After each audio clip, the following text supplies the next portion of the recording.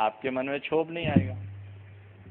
महाराज यही नहीं होता, अच्छी बात सुनकर हम भले अनसुना कर दें, पर बुरी बात सुन करके तो अनसुना नहीं कर पाते, बर्दाश्त ही नहीं होता। बर्दाश्त कर लोगे तो शांति होगी, और बर्दाश्त नहीं करोगे तो गड़बड़ होगी। आपसे मैं पूछना चाहता हूँ, भोजन करते हो, कोई कड़वी चीज आ जाती तो क्या करते हो? उसको गुटकते हो कि निगल देते हो? क्या करते हो? हाँ, कड़वी लौकी आ जाए तो अंदर गुटक जाते हो क्या? निगल देते, बाहर निकाल देते हो, उगल देते हो? निगलते नहीं, उगल देते हैं, क्योंकि मालूम है अगर इसको हमने गुटक लिया, निगल लिया, तो मामला गड़बड़ हो जाएगा। कड़वी लौकी तो फूड पॉइजन कर देती है, तो कड़वी लौकी क्या, जो भी कड़वी चीज होती है उसको हम एक्सेप्ट नहीं करते, उसको हम बाहर निकाल देते हैं। बस मैं आपसे केवल इतना ही कहना चाहता हूँ, जब आप कड़वी लौकी को अपने गले के नीचे उतारने को तैयार नहीं, या कड़वी वस्तु को अपने गले के नीचे उतारने को तैयार नहीं, तो किसी के कड़वे वचनों को अपने भीतर उतारने के लिए क्यों तत्पर होते हो? उसे उतारना बंद कर दो, सारा काम हो जाए। उसे नहीं उतारना, उसको अपने साथ जोड़ना ही नहीं, उसे एक्सेप्ट ही नहीं करना। मजा ही मजा। नजरअंदाज करना सीखिए। जिन बातों से मेरे मन में अशांति होती है, मुझे उन बातों को नजरअंदाज करना है, और नजरअंदाज करने का एक बड़ा अच्छा तरीका है हंसकर टालना। क्या? हंसकर टालना। एक बार ऐसा हुआ, एक अपार्टमेंट था, बहुत मजेदार प्रसंग याद आ गया। एक अपार्टमेंट था, बहुत बड़ा अपार्टमेंट था, अनेक फ्लैट थे, और उस अपार्टमेंट में एक फ्लैट ऐसा था जिसमें केवल एक नौ दंपति रहते थे, तीसरा कोई मेंबर नहीं था। लेकिन उनके फ्लैट के अंदर से जब भी आवाज आए तो केवल हंसने की आवाज आए। लोगों को बड़ा आश्चर्य हुआ, नया कपल है, लड़ाई झगड़े कभी तो होती होंगी, लेकिन चीखा चिल्ली की आवाज नहीं, जब आवाज आए तो केवल हंसी की आवाज आए। मामला क्या है, एक दिन एक युवक से रहा नहीं गया, और उसने जाकर के उस कपल में से जो मेल था, पति से जाकर के पूछ लिया कि भैया क्या मामला है, तुम्हारे घर में जब भी आवाज आती है तो केवल हंसने की आवाज आती है, कोई लड़ाई झगड़ा नहीं होता है क्या? इसका राज क्या है? बोले क्या बताऊं, मेरी पत्नी बड़ी क्रोधी है। ध्यान से सुनना। उसने कहा क्या बताऊं, मेरी पत्नी बड़ी क्रोधी है। बोले पत्नी क्रोधी है तो हंसते क्यों? बोले यही तो राज की बात है। बोले इसमें राज क्या है? बोला मेरी पत्नी को जब गुस्सा आता है तो घर का सामान उठा उठाकर मुझ पर फेंकती है। ध्यान से सुनना। मेरी पत्नी को जब गुस्सा आता है तो घर का सामान उठा उठाकर मुझ पर फेंकती है, जब निशाना लग जाता है तो वो हंसती है, और चूक जाता है तो मैं हंसता हूं। निशाना लगे तो और चूके तो हंसते रहो। अपना सकते हो आप? इसके लिए मादा चाहिए, तब जीवन का रस ले सकते। इसलिए नंबर 1 कठोरता, नंबर 2 क्रोध, नंबर 3 कुटिलता। अपने मन में कुटिलता हावी ना होने दें। कुटिलता का मतलब क्या होता है? मायाचारी, धोखेबाजी, छल, षड्यंत्र, प्रपंच, इनसे बचो। महाराज कुटिलता त्याग देंगे तो हमारा तो जीना ही मुश्किल हो जाएगा। हम लोग तो माया के ही अवतार हैं। मैं आपसे कहना चाहता हूं, आप सब जगह कुटिलता छोड़े, अति उत्तम बात है, लेकिन यदि ऐसा नहीं कर सकते तो कम से कम 3 के साथ कुटिलता न करने की दृष्टि अपना अंदर विकसित करो। सबसे पहला, माता पिता। अपने माँ बाप से कभी कुटिलता नहीं करेंगे। आजकल के बच्चे तो माँ बाप से ही सबसे ज्यादा कुटिलता करते हैं। आप किसी बच्चे या बच्ची की मोबाइल मांग लो और बिना मैसेज को मिटाए दे दे तो हमको बताना, या बच्चे उसमें ऐसे लॉक लगा के रखते हैं कि माँ बाप को पता नहीं लग सके। सबसे पहले वो माँ बाप को ही छिपाएंगे, यहीं से छिपाने की शुरुआत होती है। और बड़े होने के बाद वो माँ बाप से दूर हो जाते हैं। अपने माँ बाप को ही धोखा, अपने ही माता पिता का ही तिरस्कार, अपने ही माँ बाप का अपमान और अपने ही माँ बाप का असत्कार, ये बहुत बड़ा पाप है। शास्त्रकार कहते हैं तिन्नम उयारम दुप्पड़ियारम, 3 का उपकार दुष्प्रतिकार होता, उस उपकार को कभी चुकाया नहीं जा सकता। वो कौन? नंबर 1 माता पिता, नंबर 2 गुरु और नंबर 3 जीविका दाता। माता पिता जन्म देते हैं, जीविका दाता जीवन की व्यवस्था देते हैं और गुरु जीवन की दिशा देते हैं। माँ बाप के प्रति कभी कुटिलता ना अपनाएं। ऐसा तो कर सकते हैं? कर सकते हैं कि नहीं कर सकते हैं? तय करो, आज से एक दिशा लेंगे कि ये कुटिलता मैं अपने माता पिता के प्रति तो कभी नहीं होने दूंगा। नंबर 2 में गुरु के साथ कभी कुटिलता नहीं करूंगा, वहां साफ दिल होकर के जाऊंगा। लेकिन कभी कभी तो जब लोग आते हैं देखते हैं तो यहाँ भी आदमी के अंदर का रवैया कुछ और होता है। वो कुटिलता मनुष्य के जीवन को विकृत बना देती है। और जिसने तुम पर कभी कोई उपकार किया, जिसके सहारे तुम आगे बढ़े, उसको ही धोखा देने की बात कभी नहीं करनी चाहिए। नंबर 4 कृपणता। कृपणता का मतलब हाँ क्या? कंजूसी। इसको छोड़े। कृपणता बहुत बुरी चीज है। मनुष्य में उदारता होनी चाहिए। उदारता किस क्षेत्र में? शरीर के क्षेत्र में, संपत्ति के क्षेत्र में, संबंधों के क्षेत्र में और समय के क्षेत्र में। अगर आप शरीर के क्षेत्र में उदार हैं तो आप कभी किसी की शारीरिक सेवा करने में नहीं चूकोगे। जितना बन सके शरीर से दूसरों की सेवा करो। लेकिन लोग बड़े कंजूस हैं। आज के समय में तो ऐसी मनोवृत्ति बढ़ते जा रही है कि किसी को कोई एक गिलास पानी के लिए पूछने को जल्दी से तैयार नहीं होता है। आपकी कृपणता, इस कृपणता से अपने आप को ऊपर उठाने की कोशिश कीजिए। आप अपना जहां तक बन सके दूसरों के प्रति जितना मैं शरीर का योगदान दे सकूं दूं, जितने में मुझे नुकसान ना हो।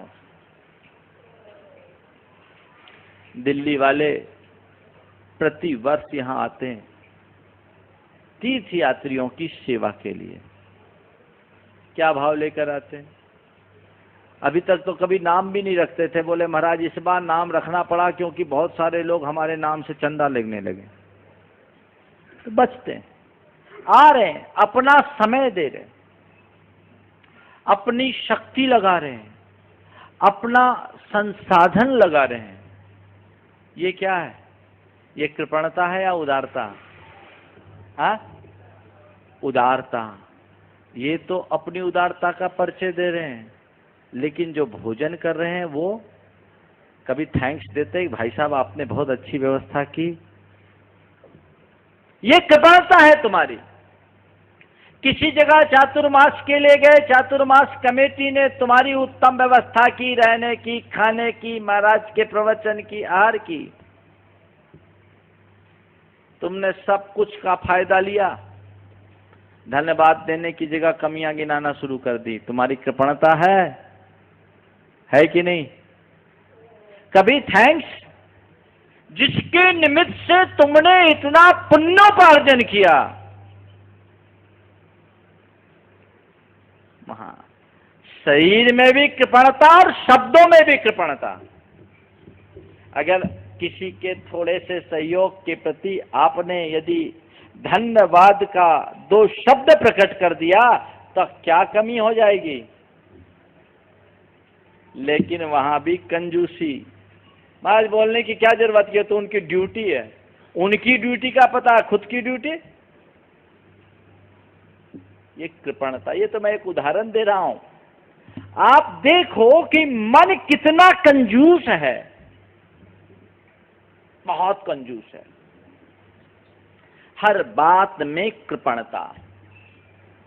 शरीर के क्षेत्र में, शब्द के क्षेत्र में, समय के क्षेत्र में किसी को टाइम देना।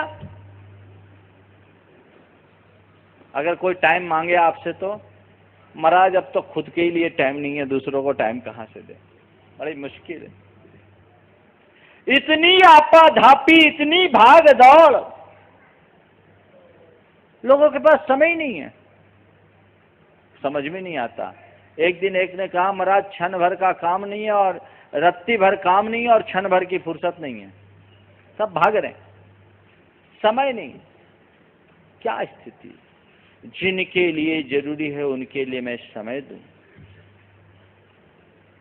परिवार में कोई आया है तो उनको मैं अटेंड करूं। समाज में कोई आया है, अगर कोई गुरु आए हैं तो मैं वहां जाकर के वहां अपना समय दूं, व्यवस्था में सहभागी बनूं। कहीं किसी धार्मिक कार्य में मैं सम्मिलित हुआ हूं तो वहां मैं अपना जो उत्कृष्ट योगदान दे सकूं, कुछ नहीं तो समय दूं। दृष्टि नहीं, कोई समय देने को तैयार नहीं।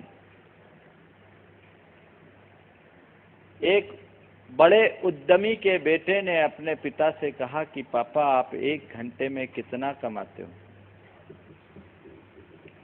पापा आप 1 घंटे में कितना कमा लेते हो?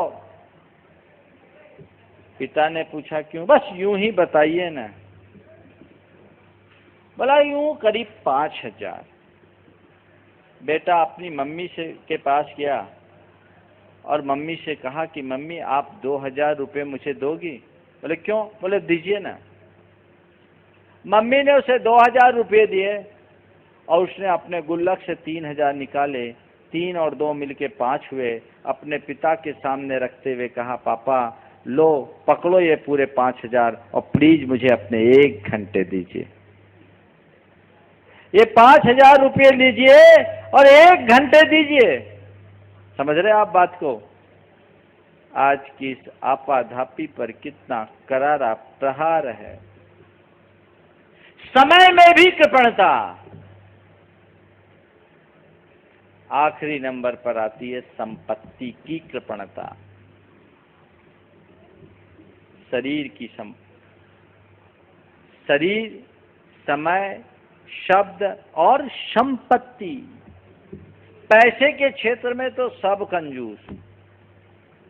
कमाते समय तो खूब तत्पर, निकालते समय नहीं। व्यक्ति को जिस अनुपात से आय होती है उसी अनुपात से व्यय भी होना चाहिए। तुम्हारा कंट्रीब्यूशन होना चाहिए। कृपणता कतई अनुकरणीय नहीं है। एक दिन तो तुम छोड़ के चले ही जाओगे, हाथ में बचेगा क्या? लेकिन कंजूस कंजूस होते कहते हैं मक्खी चूस होते हैं। हाँ? देने के नाम पर प्राण निकल जाए, नहीं। वहां कंजूसी अनुकरणीय नहीं है। अगर हम हैं, हमने कुछ पाया है तो उदारता विकसित होनी चाहिए, कृपणता नहीं। उदार बने। एक बात बताऊं, कंजूस बनने के लिए भले विपुल धन की आवश्यकता हो, उधर से कंजूस बनने के लिए भले ही विपुल धन की आवश्यकता हो, उदार बनने के लिए तो केवल विशाल हृदय की आवश्यकता होती है। उदारता के लिए विशाल हृदय चाहिए। कम पैसे वाला आदमी भी अधिक उदार हो सकता है और अधिक पैसे वाला व्यक्ति भी अनुदार कंजूस हो सकता है। इसलिए उदार बने, उदारता को अपने जीवन का आदर्श बनाकर चले और जब जरूरत पड़ जाए तो दान धर्म में कभी पीछे न हो। दान धर्म में आगे बढ़ना चाहिए। आज प्रद्युमन ने मुझे बताया कि महाराज मैं 1988 में सम्मेद शिखर आया और पारसनाथ भगवान की टोंक पर मैंने एक संकल्प लिया कि अपनी आमदनी का एक हिस्सा मैं धर्म के कार्य में लगाऊंगा और एक पर्टिकुलर हिस्सा उनने तय कर दिया कि सम्मेद शिखर के लिए लगाऊंगा। उस व्यक्ति ने मुझसे कहा, महाराज जिस दिन से मैं भगवान का पार्टनर बन गया मेरा कोई काम नहीं रुका, आज मैं कभी मुड़कर नहीं देखा और जितना मुझे सोचता हूं उससे ज्यादा करते आ रहा हूं। ये सोच होनी चाहिए। तुम्हारा कंट्रीब्यूशन क्या? तीर्थ क्षेत्र पर हर वर्ष तुम आते हो, क्षेत्र की वंदना करके पुण्य कमाकर घर जाते हो, इस क्षेत्र के लिए क्या करते हो? जिस धर्म के आचरण से तुम्हारे संस्कार बने, तुम्हारे परिवार के संस्कार बने, उस धर्म की परिपाटी को आगे बढ़ाने के लिए तुम क्या करते हो? उस धर्म की प्रभावना के लिए तुम्हारा क्या योगदान है? यदि कुछ योगदान है तो तुम में कुछ उदारता के अंश मानना होगा, मानेंगे, और यदि नहीं है तो मानकर चलना अभी कृपणता की भूमिका में जी रहे हो। ये कृपणता कतई अनुकरणीय नहीं है, समझ गए? लेकिन कंजूस की हालत तो बड़ी अलग होती है। कंजूस पिता को मरती हुई हालत में देखकर बेटे ने बनवा लिया 2 गुना बड़ा कफन और हुआ प्रसन्न। कंजूस बाप को मरती हुई हालत में देखकर बेटे ने बुनवा लिया 2 गुना बड़ा कफन और हुआ प्रसन्न। पिताजी ने जीवन भर न ढंग से कुछ खाया और न पहना, कम से कम मैं ओढ़ा तो सकूंगा 2 गुना बड़ा कफन। सुनते ही बाप, अभी जिंदा था, मरा नहीं था, सुनते ही बाप ने बेटे से कहा, बेटा ठीक नहीं है तेरी मर्जी, क्यों करता है फिजूल खर्ची? बेटे ठीक नहीं है तेरी मर्जी, क्यों करता है फिजूल खर्ची? कपड़ा आखिर कपड़ा है, बेकार नहीं जाएगा, आधा मुझे उड़ा दे, आधा तेरे काम आ जाएगा। क्या करोगे? तय करो। कंजूस नहीं, उदार बने, उदारता को अपनाए। एक कंजूस आदमी था, जीवन में बहुत पैसा कमाया लेकिन एक दाना खाया नहीं। अक्सर वो उपवास रखता और पारना भी घर में नहीं करके जिस किसी के घर करता।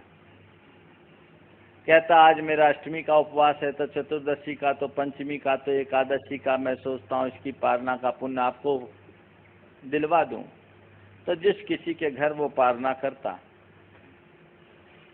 ऐसा आदमी जिसने जिंदगी भर केवल कमाया हो, खाया ना हो, उसके घर धन तो अपार होगा ही। संयोग तो एक दिन उसके घर एक चोर घुसा और चोर को जिंदगी में पहली बार इतना माल मिला। तो चोर ने सोचा कि ये किसी पुण्योदय का परिणाम है, चलो और कुछ अच्छा कार्य कर दूं। तो अपनी इस मोटी कमाई को ख्याल में रखते हुए उसने एक बड़ी पंगद्दी पूरे गांव भर के लोगों को बुलाया।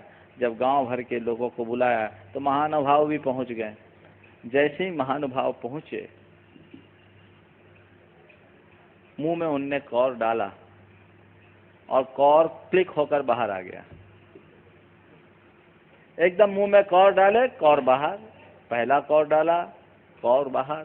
दूसरा कौर डाला, वो भी बाहर। और जब तीसरा कौर डाला, वो बाहर हुआ तो उठकर एकदम खड़ा हो गया और एकदम ऊंची आवाज में तमतमा कर बोला, बस पता लग गया, पता लग गया, पता लग गया। लोगों ने बोला क्या पता लग गया? बोले चोर पकड़ा गया। क्या बोल रहे हो, क्या पता लग गया? कौन चोर? बोले मेरे घर का चोर कौन है, पता लग गया। बोले क्या? बोले निश्चित मेरे घर में इसी ने चोरी की है। बोला निश्चित मेरे घर में जो चोरी हुई, चोरी करने में इसी का हाथ है, इसी ने चोरी किया। बोले कैसे बोलते हो? बोलता हूँ इसलिए कि आज तक मेरी कमाई का एक दाना भी मेरे गले से नीचे नहीं उतरा, ये अनाज मेरे गले से नीचे नहीं उतर रहा, पक्का प्रमाण है कि मेरा ही अनाज है।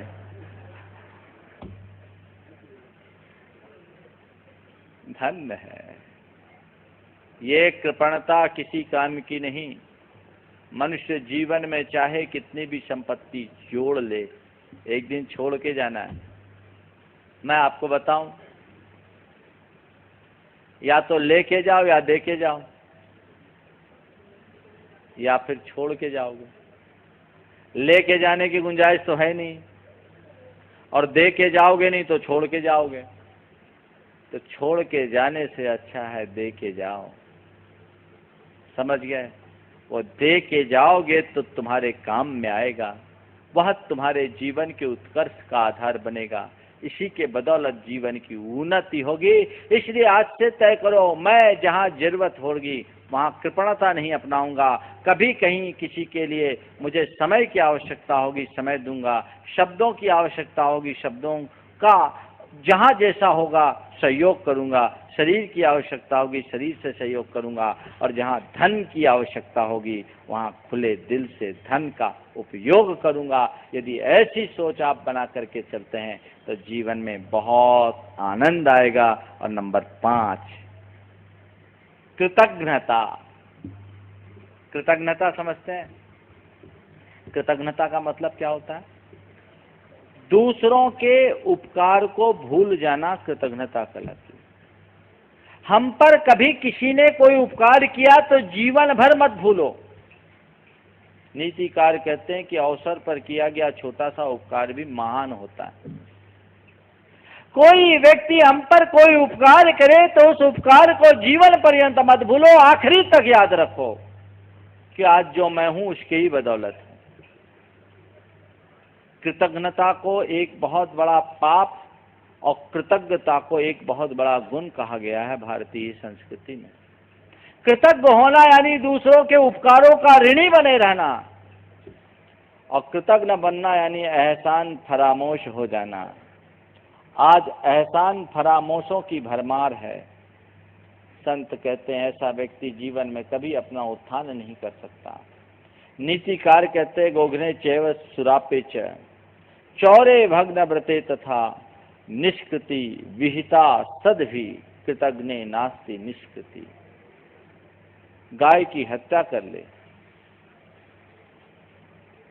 शराब पी ले, चोरी कर ले, भग्न व्रत हो जाए, अपना व्रत खंडित कर ले, उस व्यक्ति का भी प्रायश्चित से उद्धार हो सकता है। लेकिन कृतज्ञे नास्ति निष्कृति। कृतज्ञ व्यक्ति के जीवन में कभी कोई प्रायश्चित नहीं।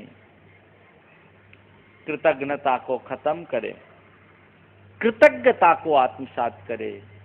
दूसरों के छोटे से उपकार को भी अपने हृदय में पत्थर की लकीर की तरह अंकित कर ले, और खुद दूसरों के प्रति कितना भी बड़ा उपकार करो उसे पानी की लकीर बना दे।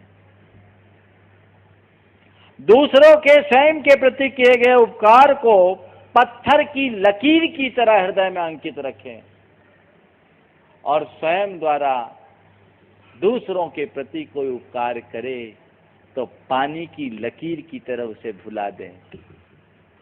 लोग उल्टा करते हैं, दूसरे के अपकार को पत्थर की लकीर बना लेते हैं और उनके उपकार को पानी की लकीर। दूसरों के प्रति उपकार करते हो उसे पत्थर की लकीर, और जिनके ऊपर अपकार करते हो उनको पानी की लकीर बनाकर भूल जाते हो। ये गलती। एक कवि ने बहुत सार्थक बात लिखी, मैं जिसके हाथ में एक फूल देकर आया था, मैं जिसके हाथों में एक फूल देकर आया था, उसी के हाथ के पत्थर मेरी तलाश में है। बहुत गहरी बात है जो आज के समाज का यथार्थ चिंतन करती है। ऐसी कृतज्ञता से अपने आप को बचाने की कोशिश करनी चाहिए। ये कृतज्ञता बहुत बुरी चीज है। सबके प्रति कृतज्ञ हो। सबसे पहले अपने माँ बाप के प्रति कृतज्ञ हो जिन्होंने तुम्हें जन्म दिया, जीवन दिया और जीवन की व्यवस्था दी। तुम्हारे शरीर का एक एक बूंद खून तुम्हारे माता पिता के कृपा का प्रसाद है। विचार करो, अगर तुम्हारी माँ ने तुम्हें 9 माह तक अपने पेट में नहीं रखा होता तो तुम्हारा क्या होता। यदि तुम्हारी माँ ने तुम्हें पेट से ही परलोक पहुंचा दिया होता तो तुम्हारा क्या होता? यदि तुम्हारी माँ ने तुम्हें जन्म देने के बाद किसी झाड़ी में फेंक दिया होता तो तुम्हारा क्या होता? यदि तुम्हारी माँ ने तुम्हें दूध नहीं पिलाया होता तो तुम्हारा क्या होता? यदि तुम्हारी माँ ने तुम्हें समय पर खाना नहीं खिलाया होता तो तुम्हारा क्या होता? और उस दिन छत से नीचे झांकते वक्त यदि पिता ने लपक कर तुम्हें अपनी ओर खींचा नहीं होता तो तुम्हारा क्या होता? सामने तेजी से आ रहे ट्रक को देखकर पिता ने तुम्हें अपनी ओर खींचा नहीं होता तो तुम्हारा क्या होता? याद करो बचपन से अब तक की उन तमाम बातों को जिनके बदौलत तुम आज यहाँ तक पहुँचे हो। उसके आगे अगर देखा जाए तो माता पिता के उपकार गिने नहीं जा सकते। नीतिकार कहते हैं कि समुद्र के जल को शाही और वन की लकड़ी को कलम और धरती को कागज बना दो तो भी माँ बाप के उपकारों को लिखा नहीं जा सकता। इस धरती के समस्त रजकण और समुद्र के सारे जलकण को भी एक कर दे तो माँ बाप के उपकारों को, ऋण को चुकाया नहीं जा सकता। और आज जब उनकी ही खुली उपेक्षा, माता पिता जब अपने ही जाए संतान की उपेक्षा के शिकार होते हैं, उस घड़ी जो उनकी वेदना होती है बहुत मार्मिक होती है। लेकिन क्या करें, ये बहुत बुरी स्थिति है। समय आप सबका काफ़ी हो गया है, इसलिए अभी ज़्यादा इस संदर्भ में बात मैं नहीं करना चाहता, लेकिन इतना ही कहना चाहता हूँ कि कृतज्ञता को अपने जीवन का आदर्श बनाएं। मेरी भावना की इन पंक्तियों को सदैव याद रखें। हूँ नहीं कृतज्ञ न कभी मैं, द्रोह न मेरे पुर आवे। बस मैं कभी किसी के प्रति कृतज्ञ ही न बनूं, ये बहुत नीच कर्म है। जब कोई भी हमें किसी भी प्रकार का उपकार करे तो उसके उपकार को मैं स्वीकार करके आगे बढ़ूं, जीवन की उन्नति होगी। हम सब पार्श्वनाथ भगवान के इस निर्वाण स्थली में उनके निर्वाण दिवस पर अपनी आस्था का अर्घ अर्पित करने के लिए यहाँ एकत्रित हुए। पार्श्वनाथ भगवान के चरणों में आए, उनके प्रति न केवल हम अपनी श्रद्धा प्रकट करें अपितु उनके जीवन आदर्श को आत्मसात करें, जिससे हम अपने जीवन का कल्याण कर सकें। उनने सारी बुराइयों को रिफ्यूज किया, वो पार्श्वनाथ बन गए। हम इन बुराइयों को रिफ्यूज करना शुरू करें, रिड्यूज करना शुरू करें, निश्चित हमारे भीतर का भी पार्श्व प्रकट होगा और हम अपने जीवन का कल्याण कर सकेंगे। समय आप सबका हो गया, यहीं पर विराम। बोलिए परम पूज्य आचार्य गुरुवर श्री विद्यासागर जी महाराज।